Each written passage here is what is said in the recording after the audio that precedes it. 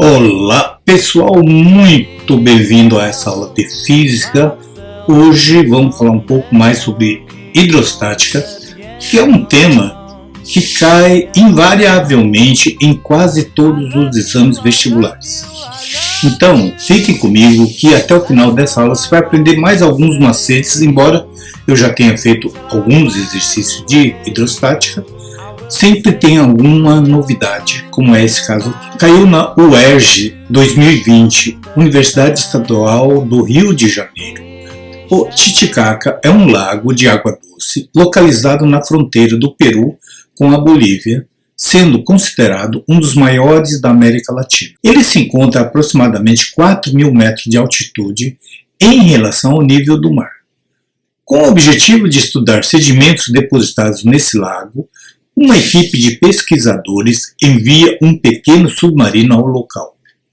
Admita que a cada 1.000 metros de altitude a pressão atmosférica seja reduzida em 0,1 atmosfera. Estime em atmosferas a pressão total exercida sobre o submarino a uma profundidade de 200 metros. Bom, pessoal, então eu vou desenhar simbolicamente, vamos supor que aqui seja o lago Titicaca, ó, e o submarino não está aqui. Agora, observe que o lago está a uma altitude de quanto ele falou? 4.000 metros. Então, daqui até a superfície aqui, ó, tem 4.000 metros. Em relação ao nível do mar, aqui o nível do mar está aqui, ó, é uma atmosfera. Então, aqui, ó, se eu dividir aqui, 1, 2, 3, 4. Então, ele diz que aqui é 1.000, 1.000, 1.000 e 1.000, não é isso? Ele diz que a cada 1.000 metros vai perdendo 0,1 atmosfera, ó. Então, aqui é uma atmosfera. Subiu 1.000 metros, perdeu 0,1, ficou 0,9, 0,8, 0,7, 0,6. Ora, então, a pressão atmosférica no nível do lago é 0,6 atmosfera. Beleza até aqui? Uma curiosidade, tá, gente? Aqui se fala de lago Titicaca. Muitos alunos já me perguntaram na aula qual é a diferença entre lago e lagoa, professor? Olha, na verdade, não existe um parâmetro numérico para fazer essa comparação. Mas a ideia é o seguinte, o lago é muito maior do que uma lagoa. Lagoa é algo que você enxerga do outro lado, fica mais fácil de verificar. Agora, o lago já é uma coisa muito extensa, como é o caso do Titicaca, que é um lago enorme e também é o lago situado na maior altitude no planeta Terra. Muito bem, então aqui eu tenho esses dados que eu tirei aqui do enunciado. E mais esse daqui também, né? O submarino aqui, ó, tá a 200 metros de profundidade. Então ele quer saber a pressão que esse submarino está submetido aqui nesse alto aqui, tá? Então vamos lá, ó. Algumas definições fundamentais, tá, gente? Bom, por definição, pressão é força sobre a área. No sistema internacional, a força sempre está em newtons e a área está sempre em metro quadrado, ok? Então, a pressão em newton por metro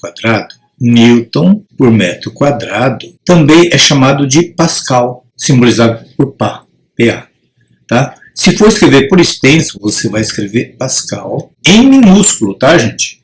Não se escreve pascal como unidade de pressão com letra maiúscula, porque aí você está se referindo ao físico pascal.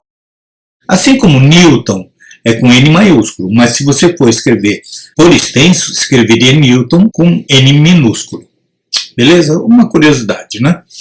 Muito bem. Agora é o seguinte, gente. Nós vamos calcular naturalmente em Pascal, mas eu tenho que transformar em atmosfera. Como é que eu faço? Se 1 Newton por metro quadrado equivale a 1 Pascal, uma atmosfera, olha, guarde bem isso aqui, porque nessa questão o enunciado não te deu nenhuma referência do que é atmosfera em relação a Pascal.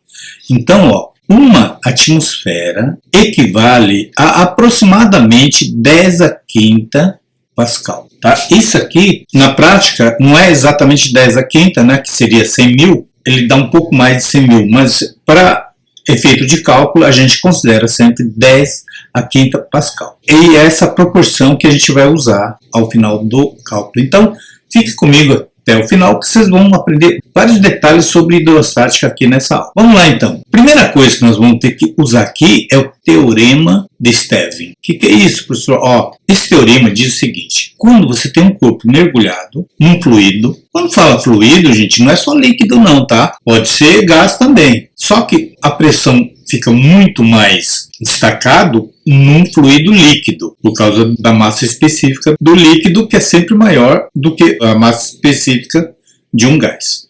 Então, aqui, eu tenho uma profundidade H aqui, em relação ao nível, e a pressão nesse ponto aqui, exatamente nesse ponto aqui, o teorema diz o seguinte, que a pressão exercida sobre um corpo qualquer é igual a pressão ao nível, vou chamar de P0 aqui, pressão no nível da superfície, que no nosso caso a gente já viu que é 0,6 atmosfera, né? Mas, agora sim, o μ vezes o G vezes o H. O que é isso? Esse μ, na verdade esse μ aqui, gente, eu sempre brinco na sala de aula, que não é nem μ nem mu, é uma média aritmética entre μ e mu.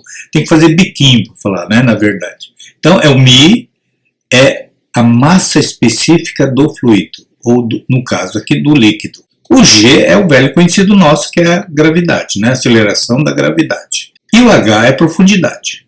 Bom, como nós já temos o P0, vamos calcular então o μ vezes o G vezes o H.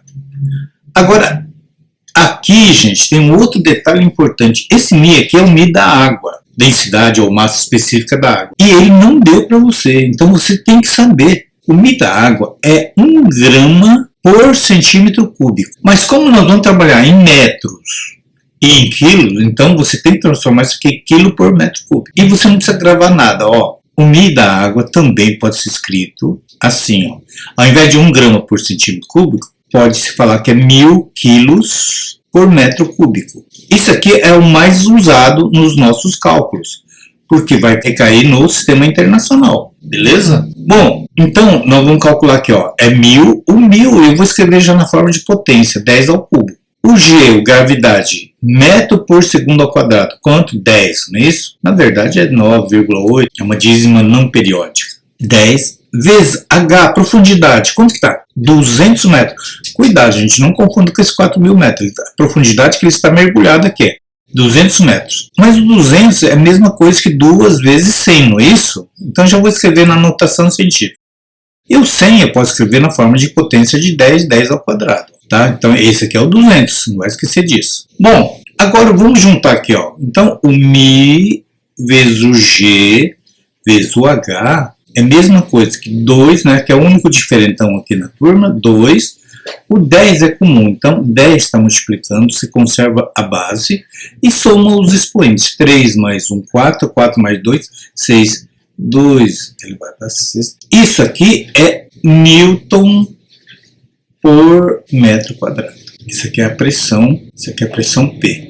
Bom, mas eu disse que aqui é a mesma coisa também que Pascal. Então, a pressão no objeto só da coluna d'água, então, chamar de P, igual a 2 vezes 10 a sexta Pascal. Ok? Beleza? Bom, agora vamos fazer a regrinha de 3 aqui, Se, vou escrever aqui, atmosfera, e aqui Pascal. Uma atmosfera corresponde a 10 a quinta Pascal. E 2 vezes 10 a sexta Pascal vai ser x atmosfera, que eu não sei. Agora é só fazer a regrinha, multiplicando aqui em cruz. 10 a quinta vezes x igual a 2 vezes 10 a sexta vezes 1. Então, 10 elevado à quinta potência vezes x é igual a 1 vezes 2 vezes 10 a sexta. Bom, passando o x aqui para o outro lado, 2 vezes 10 a sexta sobre 10 a quinta. Se você simplificar aqui, vai dar 10 aqui e 1 aqui. Ah, professor, não entendi. Por que deu isso? Muita gente realmente se atrapalha. 2 vezes 10 a sexta sobre 10 a quinta. Esse 10 a sexta eu posso decompor. Não é 2 vezes 10 a quinta vezes 10. Porque na multiplicação, se eu somar os expoentes, vira 6 de novo. Tá? Sobre 10 a quinta. Ora, você corta 10 aqui com 10 aqui, sobra o quê? 2 elevado a 10, que é igual a... Então, x igual a 20 atmosferas. Acabou o exercício? Claro que não, né, gente? Por que está faltando? Está faltando aquela pressão ao nível da água aqui do lago, que é 0,6. Então, pressão total sobre o submarino é o 20, que é a coluna d'água, mais a pressão externa na superfície, que é 0,6. Ou seja, então, a pressão pedida aqui no exercício é 20,6 atmosferas. Certo? Entendido, gente? Olha, se mesmo assim alguém ficou com alguma dúvida, escreve aí nos comentários, pode expor a sua dúvida que eu vou ter o maior prazer em te atender. E se você entendeu, achou a aula interessante, pode escrever também, porque é muito gratificante receber feedback de vocês, seja comentando, seja elogiando, enfim, é muito estimulante receber esse contato de vocês.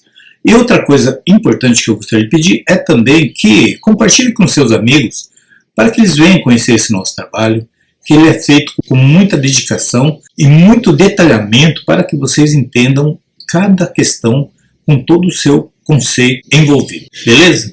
Por hoje é só, eu deixo aqui um grande abraço a vocês, fiquem com Deus e até a nossa próxima aula, gente. Tchau!